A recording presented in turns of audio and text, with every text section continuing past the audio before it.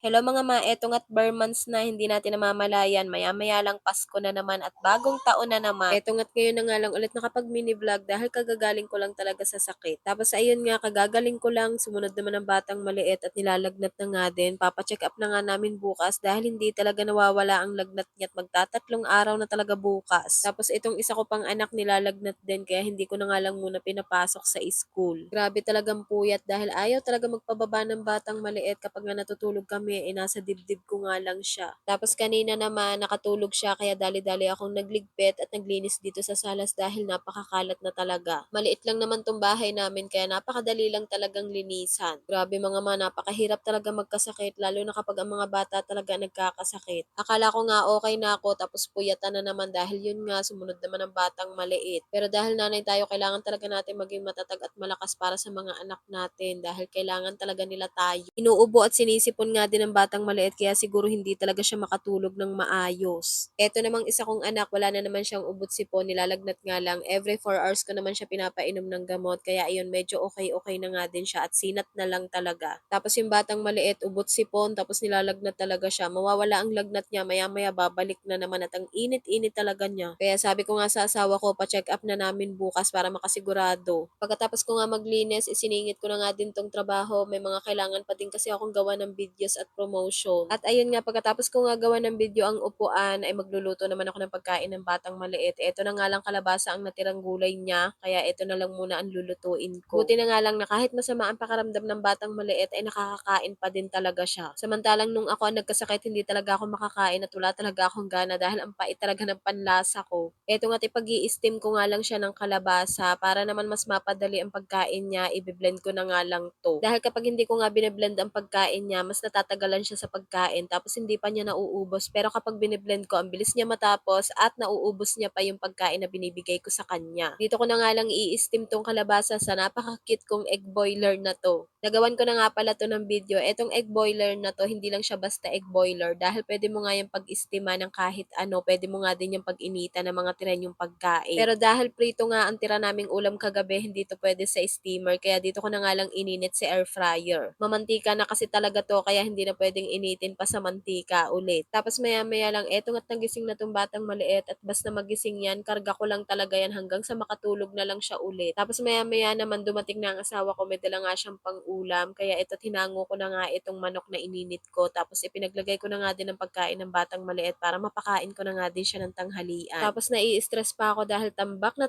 talaga ang labahin ko, tapos nasira pa ang washing ko, kaya eto't yung labahin ko, 2 linggo na ata to. O siya, paano mga good night na muna.